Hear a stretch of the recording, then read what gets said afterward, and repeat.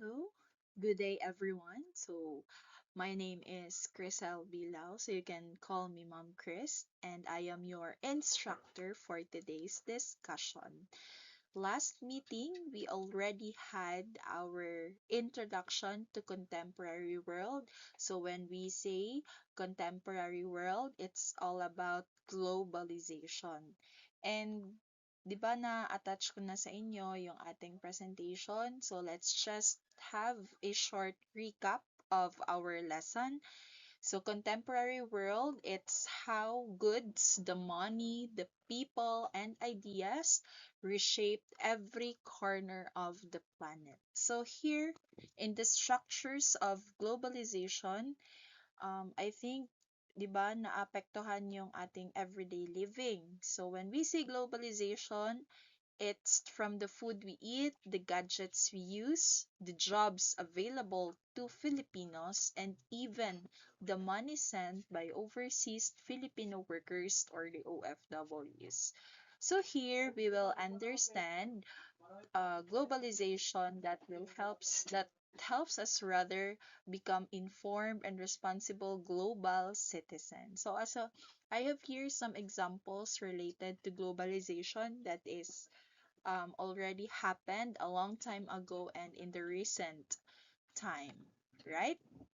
So an economy refers to the system through which a country produces goods and services, distribute resources, and allows people to earn income and consume products. So every nation has its own economy. Diba? Do you agree with that? That each country has its own economy. But in today's world, no economy operates independently. So, ano ba ang reason bakit tayong merong globalization? Because it's the process on how we produce and kumbaga pa yung pag-import and pag-export ng products dito sa atin from other countries and to the Philippines and Philippines to the other countries. So instead, other countries are interconnected through trade, investments, technology, labor migration, tourism, and even in forms of communication. Kayo as a student, you able to use technology well. Yung iba magaling mag-edit ng videos, yung iba magaling mag-online selling, 'di ba? Last meeting, we already discussed in the introduction paano ba nagti-trade, paano ba nagko-communicate, and paano ba nagkakaroon ng cargo during those era. Alright?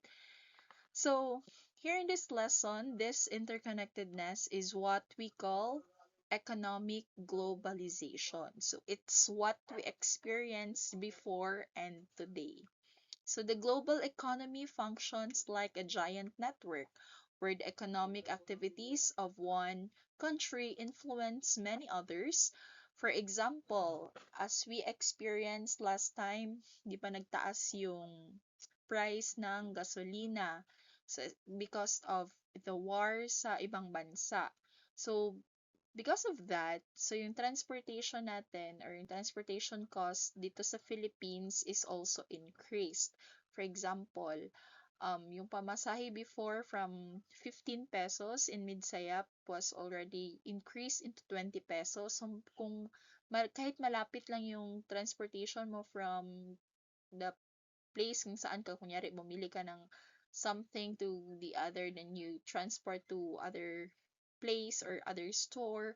So it really affects the income or the money of the Filipino people. So likewise, if the United States experience a financial crisis, so countries that trade with or receive investments from the US may also experience economic difficulty. So hindi lang dito sa Philippines but worldwide. In economic globalization, therefore, means that national economies are becoming increasingly dependent on one another.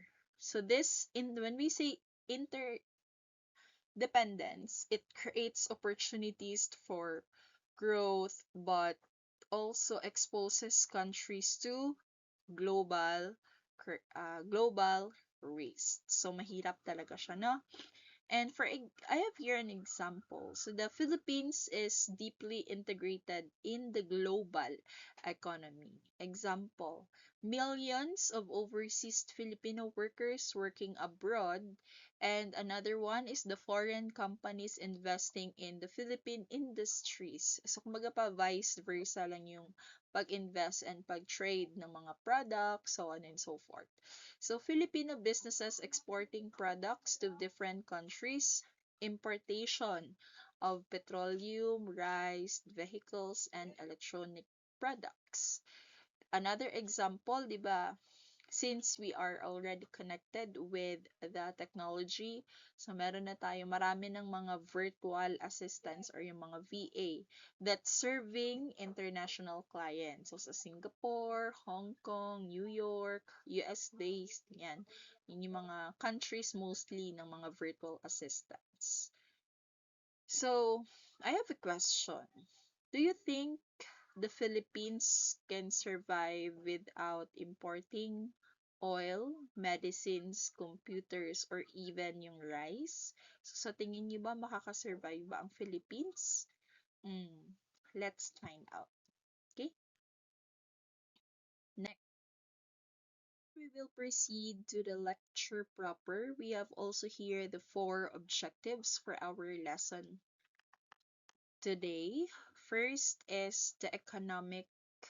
Let's define economic globalization, which I already discussed earlier. This is how we understand how countries become interconnected through trade, technology, labor, and investment. So here in economic globalization, it is not merely international trade. So hindi lang siya doon nakafocus, but it also helps us to understand why the increasing integration of national economies through the trade, foreign investment, technology, labor migration, financial markets, and digital commerce. So students should recognize or you students should recognize that globalization affects employment, education, healthcare, politics, and even the culture. Second, we have there the identify the actors that facilitate economic globalization. So we will recognize the organizations such as the IMF, World Bank, multinational corporation, governments, or even international globalization. Third one is to define the modern world system. So we can able to evaluate both the positive and negative impacts of globalization. So globalization has both really has an advantages and disadvantages. So hindi naman yun siya mawala. And aside from that, we can able to number four to articulate a stance on global economic integration. So we will understand how countries participate differently in the global economy. So countries do not participate equally in globalization. Kaya nga 'di ba nagkakaroon ng war between the different countries because of this one. Kasi hindi sila nagkakasundo. So some countries control technology and capital while others mainly supply labor and raw materials. So this one we can able to identify or understand the inequality which bakit ba nagkakaroon ng uneven, so hindi pantay-pantay yung pag-distribute ng different needs worldwide. Okay?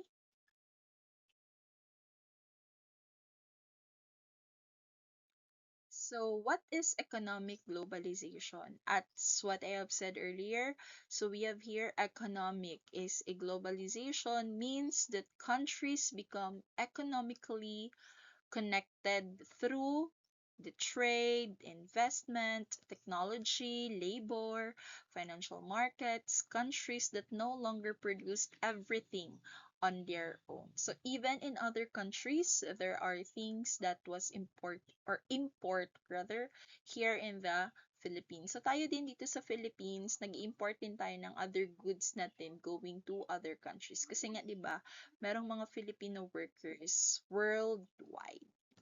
Okay?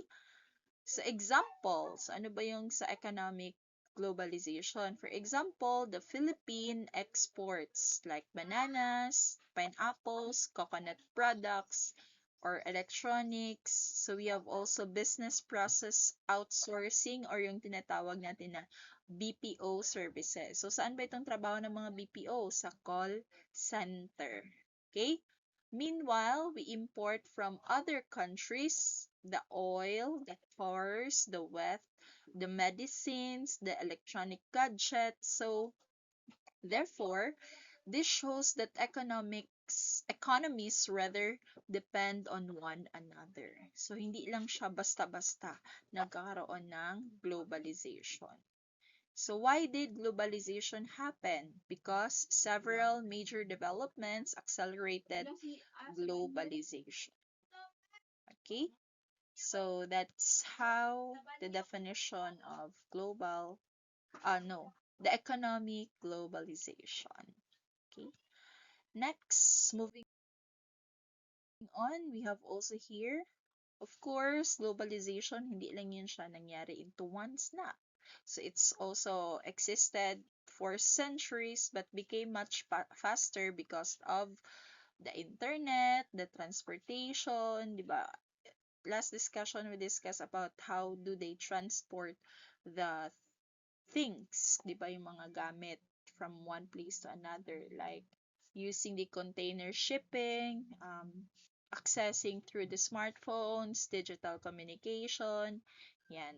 So, example, a Filipino freelancer in Davao can work online for a company based in Canada without leaving the Philippines. So, mostly sila yung napaprocess ng mga papers or ng mga kumbaga pa ng mga certificates, yan, more of paperworks without living here in the Philippines. Okay, next. So this became possible because of globalization. Yan. Ulit-ulit, no? Ang definition because of really the globalization and the technology itself. Aside from that one, unlike the past, countries no longer produce products entirely within their own borders. So instead, production is divided across many countries based on the comparative advantages. For example, Apple focuses on product design. Diba yung uso ngayon, hindi lang siya as in uso. Ayun, kung nakita yun sa internet, yung kay Ivana Alawi, she is giving ilan nga yun, 1,000 Apple or iPhone products.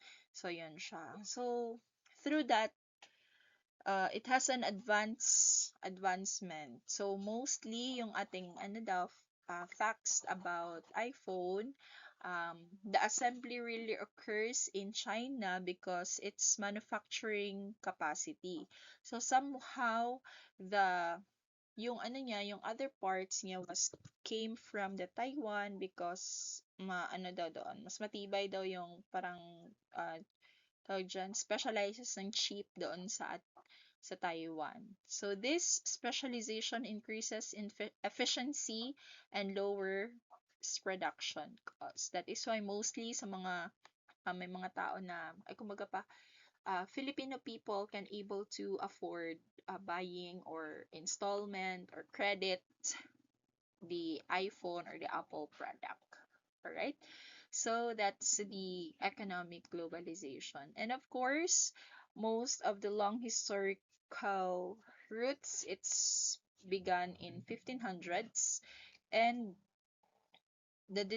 so after the World War II, it's became the digital revolution of the late 20th century. So that is why we can able to observe that economic globalization, sometimes it arises and sometimes it decreases. Yung katulad ng mga pagtaas ng gasolina, pagtaas ng pamasahe, kumbaga pa, we already feel the inflation, yung pagtaas ng mga bilihin dito sa atin especially here in the Philippines.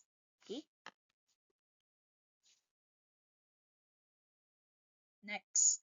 So let's talk about the integration exists. So, or the market integration on how does it exist. So we already understand economic globalization.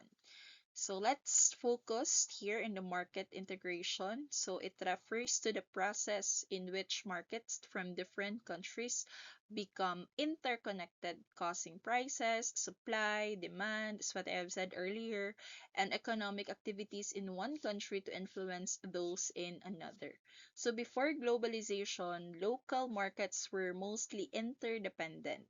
Or mali, most markets rather is really independent. For example, farmers sold their crops only within nearby communities, and prices were determined by local supply and demand. So pagdating doon sa sa palengke or sa bagsakan, 'di ba, mas higher na yung presyo ng mga gulay yan, and prutas. So today, because of globalization, advances in transportation and digital communication, markets are connected worldwide. So a shortage of or surplus in one country can quickly affect prices in one another. So, di ba?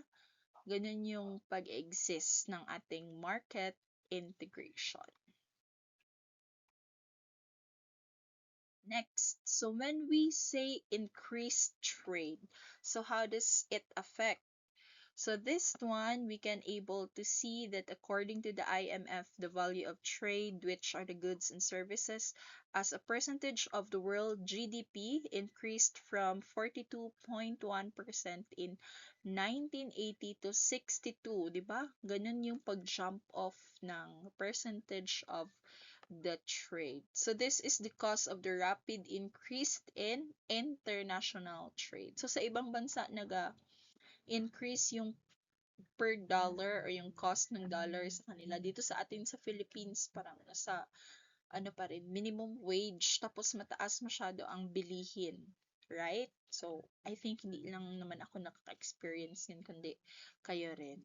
So, this trade has existed for thousands of years where Asian civilizations exchanged silk, spices, gold, porcelain, and other goods through routes like the Silk Road. However, today's global trade is very different. So thanks to modern technology, transportation, and communication, countries can exchange billions of dollars. Marami ng mga application or what we call this one, digital remittances that you can able to exchange your money to dollars to peso. Di ba yung mapansin natin sa mga vloggers? So although si Meta is yung kanilang sweldo is dollars but converted here pagdating sa Western Union kasi I think sa Western Union sila mostly nagpa-exchange ng kanilang sweldo or doon sila nag-claim ng kanilang sweldo. And when we say IMF, it's International Monetary Fund. So the value of the world trade, di ba, as what I have read earlier ago, it's from 42.1%, naging kuan siya 62.1%. So ganun kalaki yung gap between those percentage. Moving on, we have also here where, oh, bakit ba merong international trade?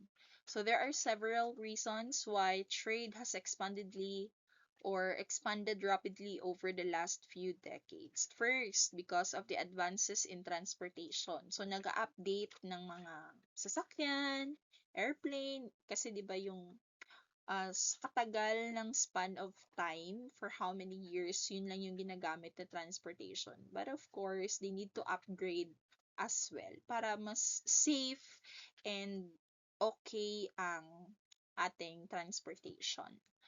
So, meron yung last time, yung pumunta kami um, sa Silay City that is in Bacolod, the City of Smile. So, meron na silang mga Egypt doon, which is, nagkakos siya na, ano siya, parang bus, pero tawag nila is e-jeep kasi modern jeepney na siya. So, ang cost ng pamasahe nila malapit lang, it's 14 pesos. Tapos, aircon. Yan. So, ganun yung advantage ng ating modern transportation.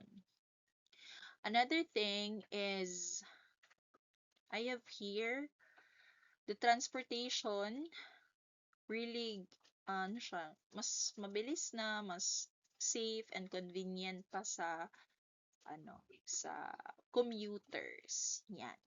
So these days, supercomputers can execute millions of stock purchases. 'Di ba yung ginagawa ng iba is nagkakaroon sila ng stock investment. Yan, which is they called it as a high frequency trading.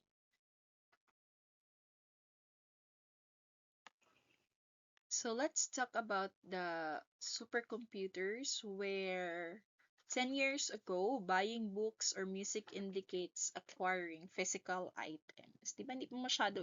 Although may internet naman before, but it's not really that existing. Kasi more of, ano pa tayo before traditional way. So, why do companies invest? Okay. Why do the companies invest in other countries? So, businesses establish operations abroad for several reasons. First, because of lower labor costs, so they can access to raw materials, they can have proximity in the customers, they have favorable tax policies, availability of skilled workers, or even strategic geographic locations.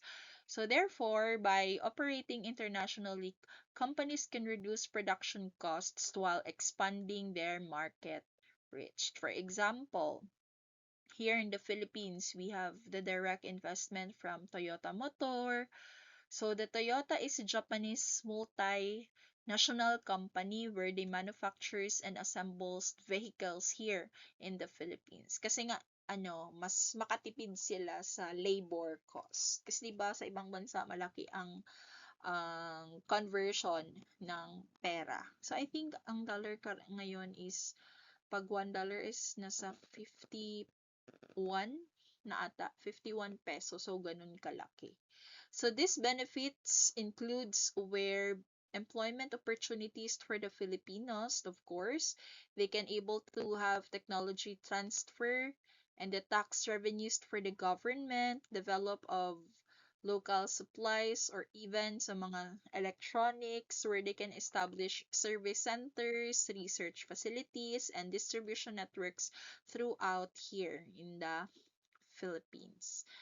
And before, 'di ba, yung iba nagsulat talaga ako ng mga lyrics before or I needed to download the music from the YouTube. Yan. And ngayon, 'di ba, you can able to play music sa iPhone users, they can able to have download the Spotify. So, isang click lang. So, yung mga special songs that you would like to request. So, doon na siya.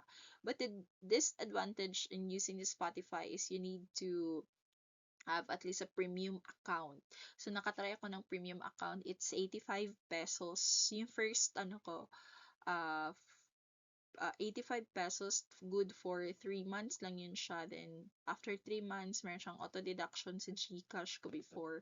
So, that's a quite trade, which is advantage siya kasi I can able to listen music even though it's offline. So, walang ads. Pwede naman, hindi ka mag-premium, pero may ads. So, it's, quite annoying kapag merong ads doon sa Spotify. So, that's why I invested for a premium account. For it's lasted for about 2 years, which is nagamit ko talaga siya. So when I'm bored or I wanted to relax, I really listen to the Spotify music. Another one, we have the international. So although it was started here in the Philippines, so we have expanded the globalization where the countries realized that international trade and investment alone were not enough to maintain a stable global economy. So here in the nations sometimes experience financial crisis natural disasters, recessions, or even the economic instability that they can solve on their own. So, because of this, countries establish international financial institution, or that's the IFIS. So, it's to promote economic stability, development, and cooperation, where an international financial institution is an organization created by several countries to provide financial assistance. So, let us learn ano bang meron dito sa bakit ba na nagkaroon ng IFI. So, the main purpose of this one is not to earn profits, but to support economic growth, to reduce poverty, and maintain global financial stability. So think of this international financial institution as financial partners of the governments. Just as individuals borrow money from banks to build houses or start businesses, so governments sometimes borrow from IFI to finance large-scale development projects or recover from economic crisis. Okay, next. So, bakit ba nagkaroon ng ganito? Bakit ba nagkaroon ng IFI? It was created because after World War II, many countries were left with destroyed infrastructure. So when we say infrastructure, those are the buildings, lands, or the development ng isang lugar. 'Di ba? Hindi naman matatawag na isang lugar na walang store or building, something like that.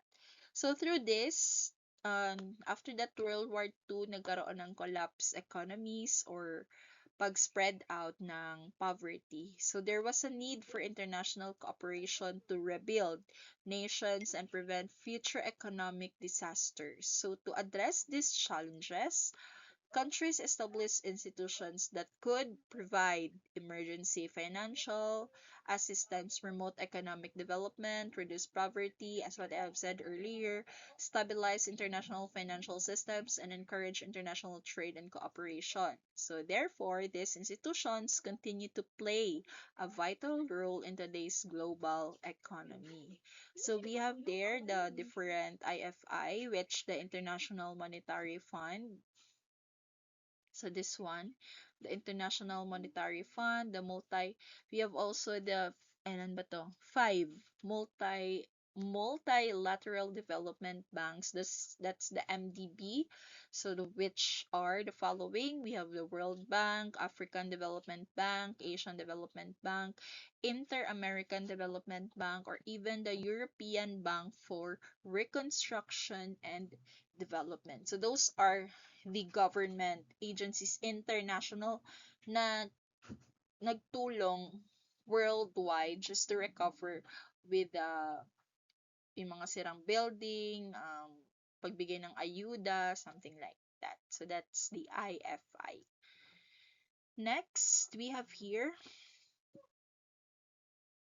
classification when it comes in to be a member of the IFI, or the International Financial Institution.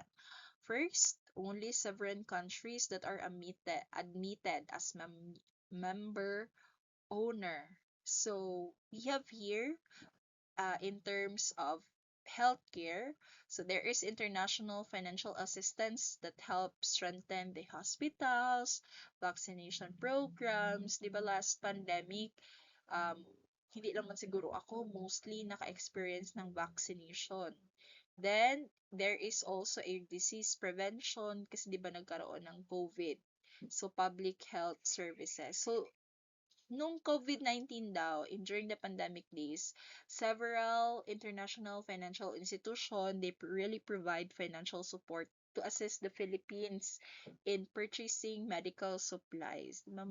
Hero yung ating mga medical um, professionals before, yung nurse, doctors, or even yung mga ating utility workers kasi sila yung mas exposed sa sakit. So, which they help the Philippines, so ang IFI, to support in purchasing medical supplies and strengthening its healthcare response. Now, So we already identified the different international financial institutions. So let us first understand kung paano ba nagkakaroon ng monetary fund, or what we know as the IMF, the International Monetary Fund, where it is one of the most influential financial organizations in the world. So the IMF was established in 1944 during the Bretton Woods Conference after the World War II.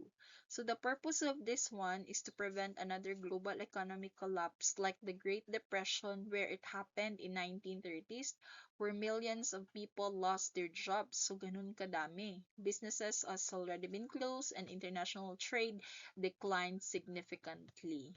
So we can able to see that the members of this one, yan, yung mga broad country membership, so they are includes borrowing developing and countries and developed donor countries. Third member is to at least have regional development banks include countries around the world. Four, it has its own independent legal and operational state. So those are the members of international financial institutions.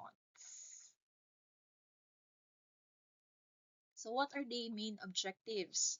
So the IMF provides an temporary financial assistance to member countries to help countries to to lessen the balance payment adjustment. So the MDBs also provide financing for development to developing countries. So I have a question. So what do you think if the Philippine government suddenly runs out of foreign currency to import fuel and medicine? So what do you think could happen to ordinary like us, sa mga Filipino citizen, or kayo as a estudyante? 'Di ba kung wala na tayong gasolina or wala ng other means of trading ng mga needs dito sa everyday living ng isang tao, 'di ba mahirap? So kapag wala ng sasakyan, so syempre alangan lakarin from Midsayap to Datopia, ang layo-layo naman, or maybe magkakaroon ng tawag dyan, poverty here sa Philippines. Okay? Then, ang inflation, and of course, mawala ng trabaho ang mga tao kasi nga, because of inflation. So, wala ng trading na tamang nagawa. Moving on, we have here the IMF, where it serves as the world's financial safety net. So, we have three terms when it comes to IMF. So it helps countries experiencing temporary financial crisis maintain economic stability while encouraging responsible economic management.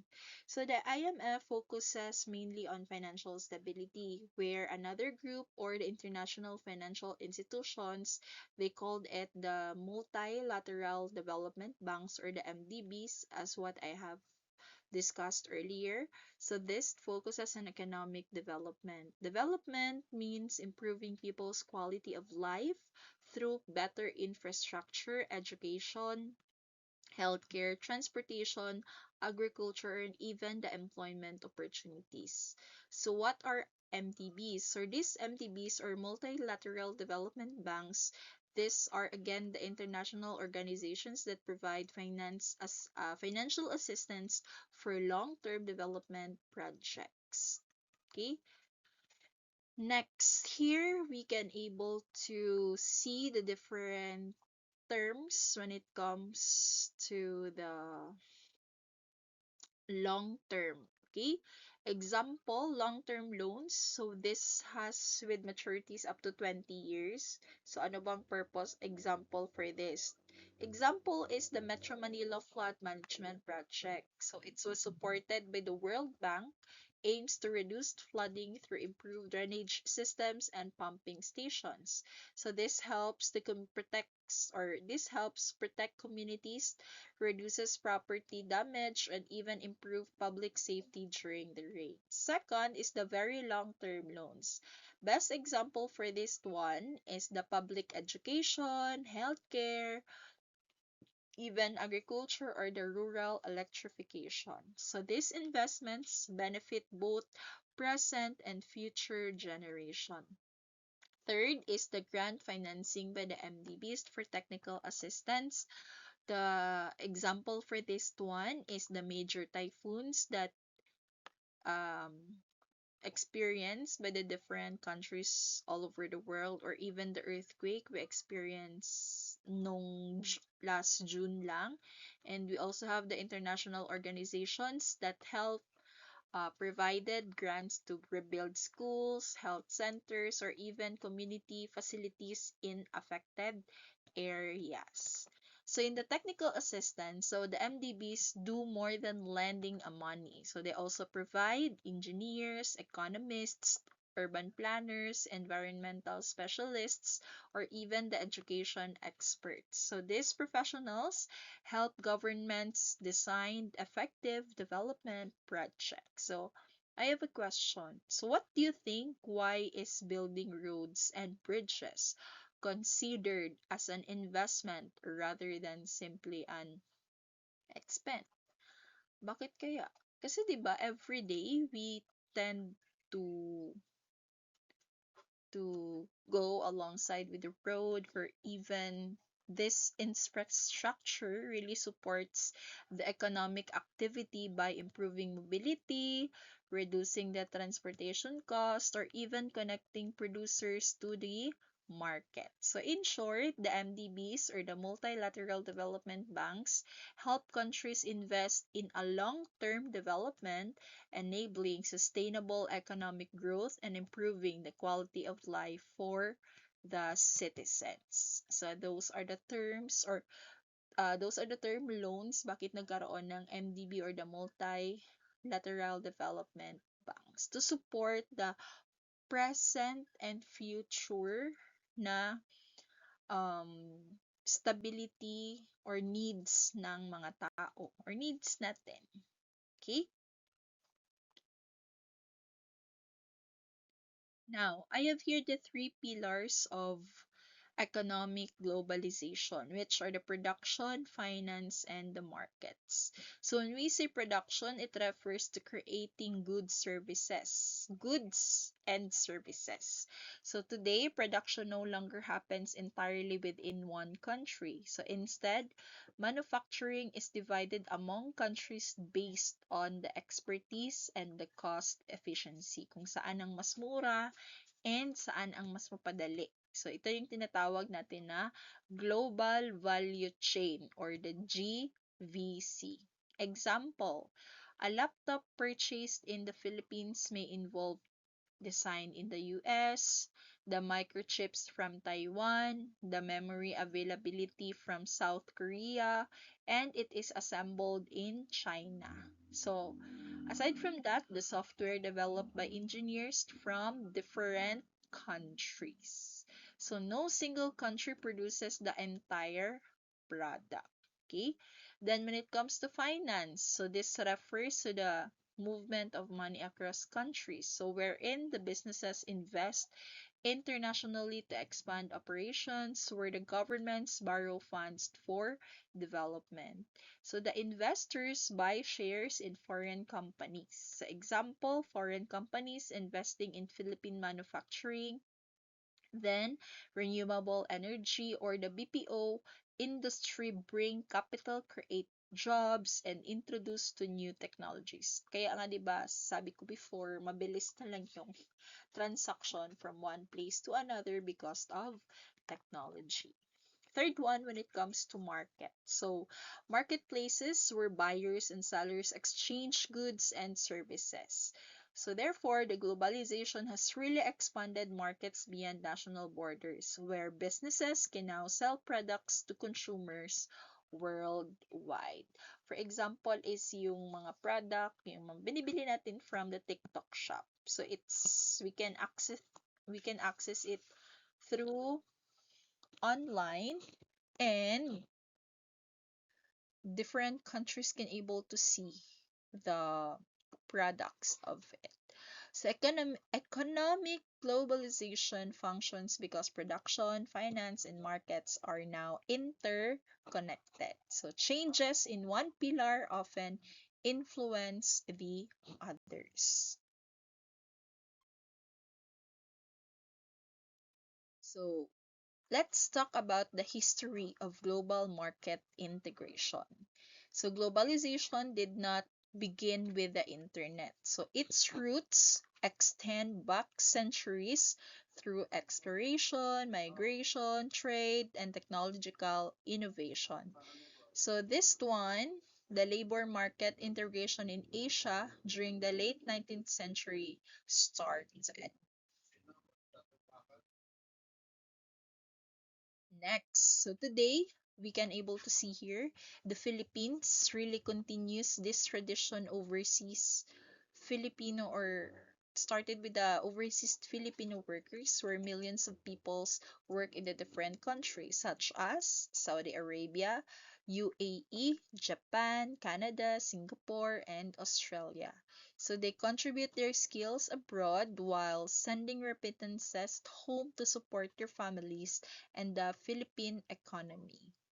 So question, what would happen to many Filipino families if overseas employment opportunities suddenly disappeared?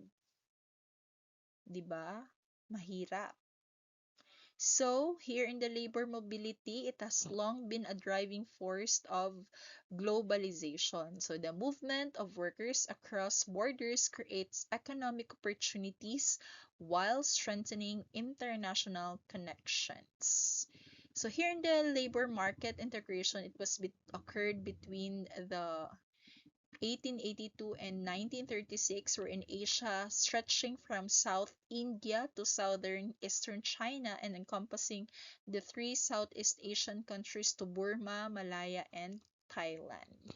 So in the 1880s, excuse steamships had largely replaced sailing vessels for transport within Asia and to Western markets, and shipping fares had begun to fall sharply. So, in the late 19th century, mass migration is a trend, particularly for Indians and Chinese to Southeast Asia. So, this gave rise to an integrated Asian labor market and a period of real wage convergence. So, that's the short history of the market integration or the global market integration. Next, let's talk about the global businesses. So, one of the strongest drivers of globalization is the growth to globaliz businesses. So, it is also known as the national or multinational corporations or the MNCs. So, these companies operate in multiple countries while maintaining a central headquarters in one nation. So multi-corporations, meaning they operate internationally, invest in foreign countries, employ workers from different nations, or even adopt products to local markets, transfer technology and management practices. So their goal is to serve global consumers while maximizing efficiency and profitability. So examples, we have here yung mga sasakyan natin. So or electronics such as the Toyota and Samsung, Nestle, Coca-Cola, Microsoft, Apple. So these companies manufacture, market, and sell products in many countries around the world. Another example is the Nestle Philippines or yung nilalagay natin, one of the ingredients sa ating mango float. Yan. So the Nestle Philippines or Nestle Philippines. So Nestle purchases coffee beans from Filipino farmers while producing coffee products for domestic and international markets. So this creates employment, supports agriculture, and connects local producers to global markets. So every Filipino interacts with multinational corporations almost every day. So whether the drinking coffee that you drink, yan.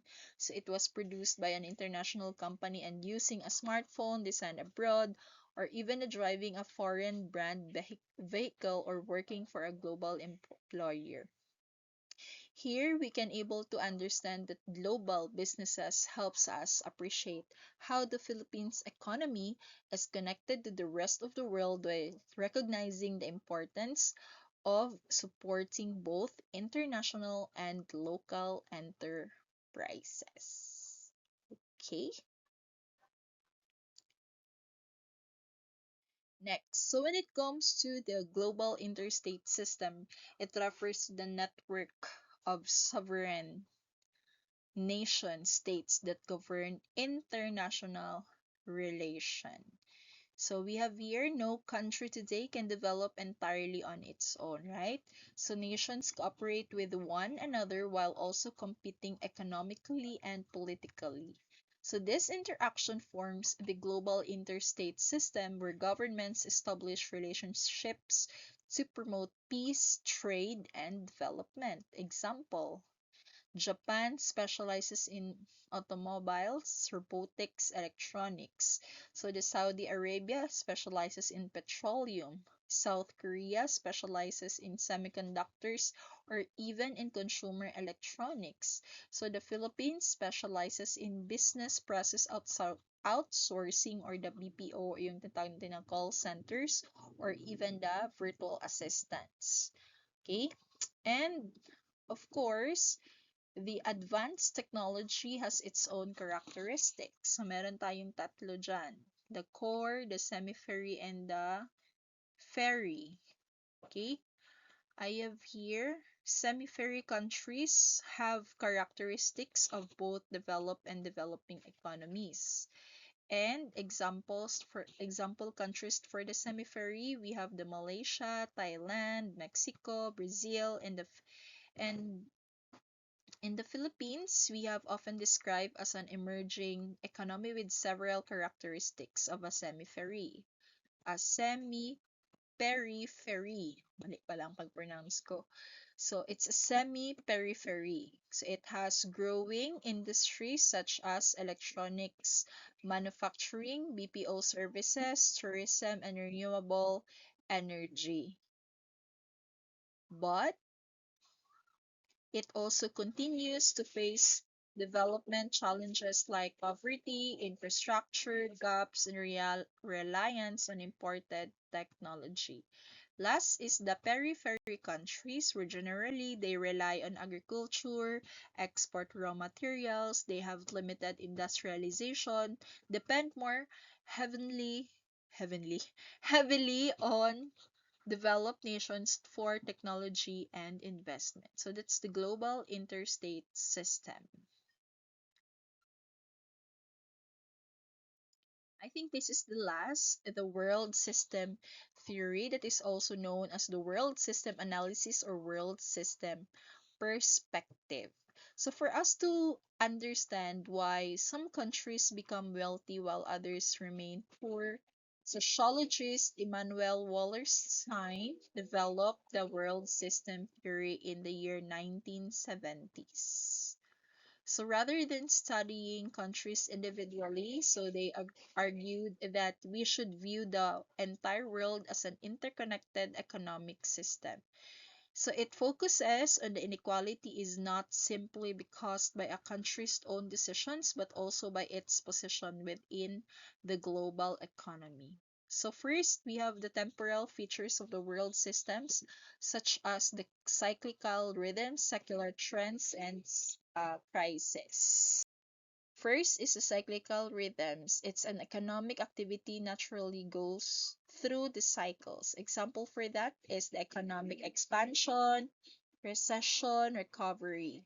Then during the COVID-19, most of the businesses are closed, unemployment, maraming nawalan ng trabaho, 'di ba? And even the tourist spot is also declined. So this is because of the restriction eased, the economy gradually recovered. Second, when it comes to secular trends, so these are a long-term changes over a decades. Example, when it comes to industrialization, digitalization, globalization, and even the urbanization. For example, the Philippines has shifted from an economy focused mainly on agriculture to one increasingly driven by services, technology, and even in the BPO industry. Third is the crisis. It's an unexpected events disrupt the global economy. Example for this one is the financial crisis, the wars during the pandemic, or even the climate-related disasters. Question: why do events occurring in another country often affect employment and prices in the Philippines? Bakit ba? Bakit ba siya nagkaroon ng affection? Maybe it's because of the understanding. I mean, maybe because of the what is happening, nagkakaroon ng adjustment when it comes to kapag nawala yung work, yan, merong inflation, something like that. So, understanding world systems theory helps Filipino citizens analyze issues such as the poverty, labor migration, international trade, economic inequality, or even the globalization. So, in short, world systems theory explains that globalization creates both opportunities and inequalities because countries participate differently in the global economy. Let's talk about the global governance. So it is also known as the world governance. So globalization has created problems that no single country can solve alone. Issues such as climate change, pandemics, terrorism, cybercrime, human trafficking, environmental pollution, or even the requirement international cooperation. So this is called the global governance. Examples. So these are the examples of international global governance, which are United Nations or the UN. We have the World Health Organization or WHO. We have the WTO or the World Trade Organization. Yan. And example for the global governance is during the pandemic, the Philippines worked with different organizations, as what I have mentioned earlier, such as the WHO and the UNICEF.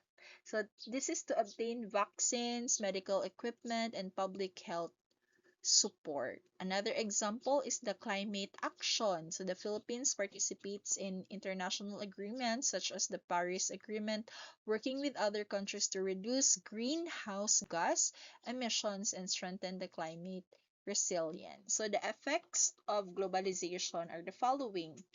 First is globalization restrains governments by inducing increased budgetary pressure. So the benefit of this is the international cooperation, disaster response, peacekeeping, environmental protection, health security.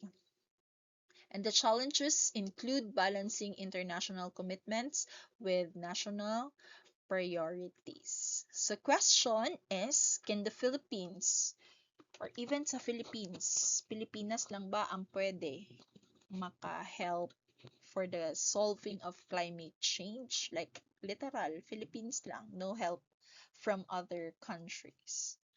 I think hindi. Kasi 'di ba yung sa IFI, kailangan nilang mag-access ng budgetary para merong pang sustento dito sa mga needs sa atin sa Philippines.